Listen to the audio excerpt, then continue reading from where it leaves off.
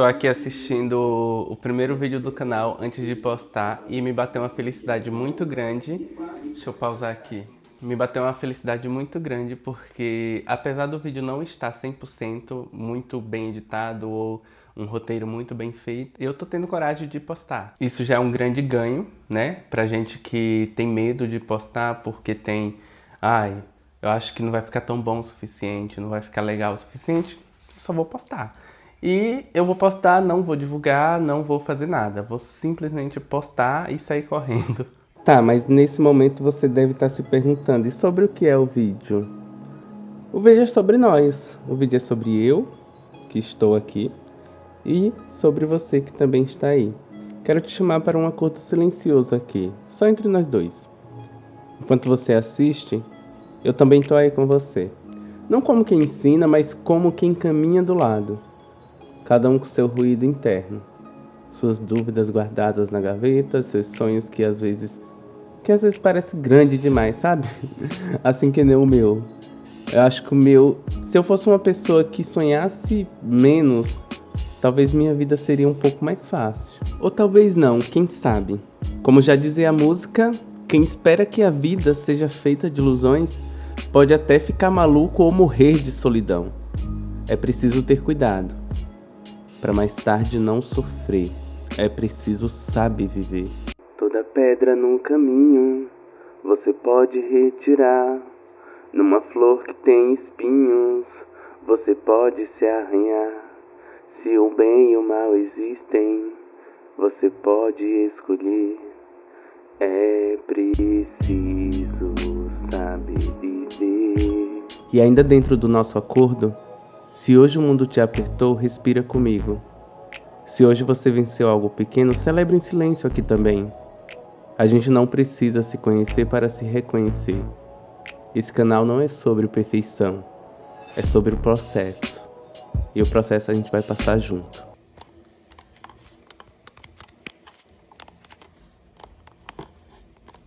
O que eu tô querendo dizer é que assim, tem uma parte do vídeo que é o começo, onde a gente está colocando a cerâmica na parede. E eu deixei de mostrar essa parte porque eu precisava incrementar ali o começo do vídeo para deixar ele legal para as pessoas assistirem no começo. Então eu preciso dar continuidade a essa parte, só que já passou muita coisa antes disso. Então eu quero algo para encaixar, um texto que encaixe essa parte aí do começo com essa outra parte onde eu falo de massa corrida. Ah, entendi agora. Podemos fazer uma transição suave, conectando a parte que ficou faltando no começo com o conteúdo atual. Algo como mencionamos lá no início e que agora vamos retomar. É fundamental entender a diferença entre a massa acrílica e a massa corrida. Não, agora pode continuar a narração, né? Gostei da parte do começo, como mencionamos lá no início, e agora vamos retomar. É fundamental entender a diferença. Isso daí você corta aí do é fundamental, tá? Aí você pode colocar algo no sentido de vamos dar continuidade aqui à colocação da cerâmica e mostrar para vocês alguns truques e detalhes que ficou faltando. E é assim, quando a inteligência não consegue me ajudar, eu tenho que usar a minha inteligência para me ajudar. Você talvez não esteja entendendo o que está acontecendo aqui. Esse é o processo criacional. Esse é um processo onde eu estou editando vídeo para o nosso canal do YouTube chamado Fizemos. Eu peço ajuda à nossa amiga inteligente artificial. Na verdade, ela não me deu o que eu pedi, eu tive que fazer do meu jeito. E meus amigos, houve um equívoco na nossa edição. A gente vai precisar agora dar uma voltada no tempo para mostrar para vocês o restante da colocação dessa cerâmica aqui na parede. Porque vocês viram que eu já comecei a passar massa e tá tudo tranquilo. A gente esqueceu de mostrar para vocês o resto da colocação dessa cerâmica. Eu até gravei uma parte, né, onde a gente já finalizou, mas aí não vai fazer muito sentido se a gente não mostrar a parte que a gente estava fazendo. Então vamos voltar no tempo aqui e dar continuidade, porque essa parte é importante, porque Denis dá algumas dicas para vocês aqui na hora da colocação. Voltando no tempo em 5, 4, 3, 2, 1. E vamos voltar no momento onde eu já tive um canal há 9 anos atrás. Oi minha gente, tudo bem com vocês? Tudo, né? Porque comigo está tudo ótimo. Denis tinha recém chegado à minha realidade. Eu acho que ele não estava entendendo nada. tudo ainda parecia provisório, como móveis sem lugar, sabe? Assim que você se muda. Às vezes eu tenho a impressão de que a vida não passa de um grande sonho, um desses que a gente só entende depois de acordar. Quem espera que a vida seja feita de ilusões, pode até ficar maluco ou morrer na solidão. É preciso ter cuidado para mais tarde não sofrer. É preciso saber viver. Eu vim terminar de tomar café aqui na varanda e aí dá pra gente conversar de boa. Deixa eu contar pra vocês aqui a minha história de vida. Eu sou o Gerberson e eu sou natural de Alagoas. Inclusive, talvez esse barulho de maquita vai atrapalhar o vídeo. Depois a gente dá um jeito na edição. Ou não. Eu sou natural de Alagoas. Eu vim pra cá, pra São Paulo, com 16 anos, né? E eu vim pra cá com um sonho. E o meu sonho era de ser ator. Na verdade, não era. Na verdade, eu não sei o que era realmente o meu sonho. Eu achava legal ser ator, achava bonito. O pessoal, né, tem todo aquele glamour, tem toda aquela coisa maravilhosa de ser ator. Mas por trás tem muito trabalho duro, né? Eu que me aventurei por essa região, agora eu sei qual que é o preço de ser um ator no Brasil. E ainda mais uma pessoa que não tem dinheiro para bancar esse estilo de vida. Porque o cara que vai viver de teatro, ele simplesmente só não passa fome se ele tiver um emprego secundário ou se ele tiver alguém que o banque, né? O que não era o meu caso. O meu caso era o emprego secundário. Então eu saía do meu serviço às 17h45, que era o trabalho das 8 às 17h45, e cruzava São Paulo, porque eu morava no interior de Barueri. Aliás, no interior de Barueri não, no interior de São Paulo, na cidade de Barueri. E meio que cruzava para chegar no centro, Paulista, esses lugares. Essa escola que eu escolhi fazer, inclusive, tá viva até hoje, é uma escola muito boa, né? É uma escola que ela é meio que comunitária. Ela é tipo, você estuda, você produz, você faz tudo. Desde atuar até vender e até ser a produção e até correr atrás, fazer tudo. Então é uma escola que realmente faz você aprender, né? Não é uma escola que vai pegar na sua mão e dizer pra você, você vem pra cá que você vai ser famoso e tudo vai acontecer. Graças a Deus que o universo me colocou no caminho dessa escola, porque eu aprendi bastante coisa. Então, foi uma experiência muito rica, né? Uma experiência muito grande. Nessa escola, eu aprendi que nada vem fácil, né? A gente tinha que captar recursos e a captação de recursos ela tinha que vir através de vendas e a gente vendia bombom. A gente vendia bombom na Paulista, lá no MASP, né? Quem conhece o MASP vai estar passando aí uma imagem para vocês. Desculpem pelo barulho de caminhão, é que aqui na rua tá tendo reforma, né? Como eu falei para vocês, estão colocando um corrimão ali e depois eu mostro para vocês. Mas continuando aqui a nossa história, e aí eu e uma amiga minha e às vezes outros colegas, a gente ia vender, né, bombom e divulgar a peça no MASP, né, no centro de São Paulo, porque o teatro era lá. E aí nisso eu voltava para casa por volta das 23 e pouca, meia-noite, às vezes até perdi o último ônibus e tinha que ir para casa a pé, né, altas horas da noite sozinho. Ainda nessa época, a Uber estava bem fraca, nem existia muito carro por aplicativo. E isso foi um pouco me desgastando, foi um pouco me colocando assim, um sentimento de será que vale a pena? Será que vale a pena correr tudo isso? Será que vale a pena lutar por isso? E aí foi apagando, né, esse sentimento. Antes disso, eu já tinha sofrido um golpe, né, com uma agência de modelo. Inclusive eu vou botar aí algumas fotos para vocês do book ridículo que ela fez, que era também o que eu podia dar na época. Eu peguei uma rescisão e fiz esse book. Eu lembro que na época foi algo em torno de R$1.000. E aí eu fiz esse book. E é um golpe, é uma coisa que você sofre, né, vindo pro mundo artístico. Eles têm muito essa coisa de querer ganhar em cima de quem já não tem, né? Eu até desisti um pouco dessa... O barulho tá forte, não sei se tá saindo no vídeo. Parou.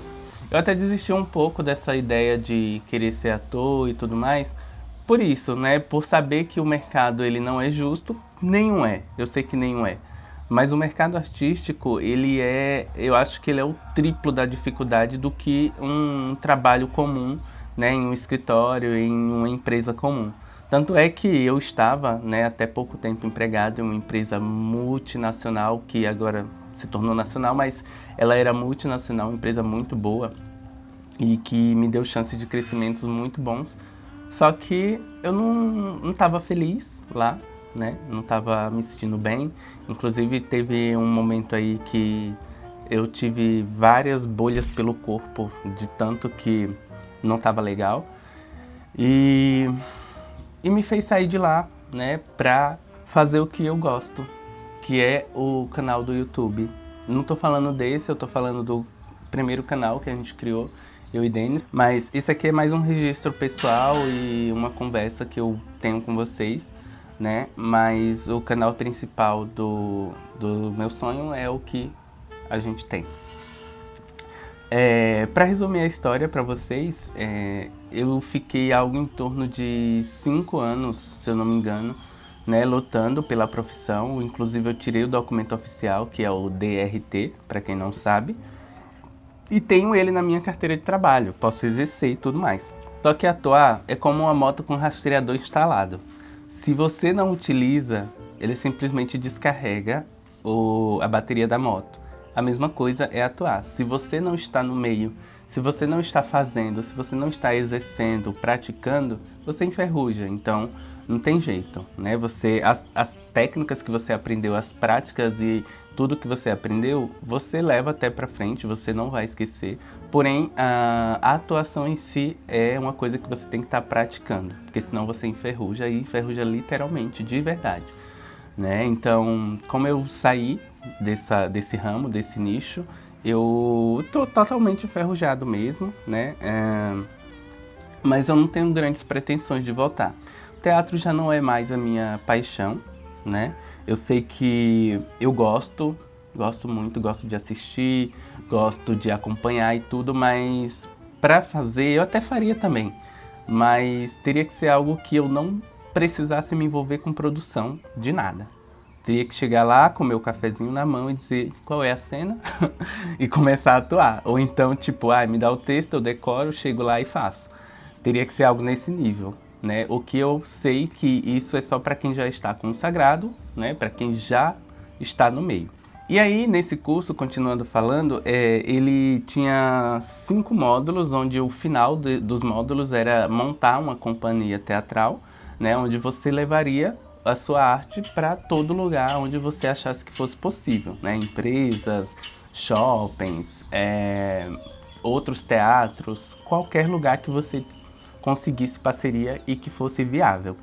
É uma ideia boa, é uma ideia muito bacana. A escola, ela, inclusive, eu acho que é uma escola que está muito de parabéns com isso, porque eles não têm mensalidade, o que eles têm é a venda dos ingressos. Então você trabalha com isso já desde o começo. Se você vender, você tem plateia lotada e tem seu trabalho pago, né? Porque você vai pagar a escola, então automaticamente você não vai tirar do bolso. Isso vai ajudar com que você tenha seu trabalho pago. Beleza, isso daí é uma ideia sensacional, é uma ideia que na prática até funciona, tá?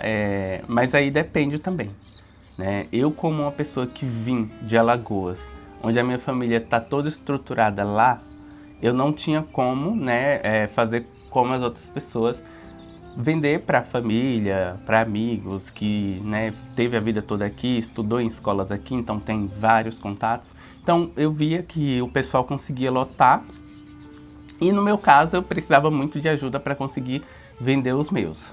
Isso aí até aí não era tanto um problema, porque eu também trabalhava e conseguia pagar a parte que eu não conseguia vender, né? Até aí tudo bem, porque sairia como se eu estivesse pagando o curso. o que não é a ideia da escola, mas eles precisam receber. Cheguei até o 4º módulo, né, dessa escola, que foi o módulo que a gente já tinha uma companhia teatral, que era essa que a gente fazia captações com vendas de bombons, e a gente fez uma peça, né? A gente fez uma peça muito boa, inclusive, que jamais vai sair da minha cabeça.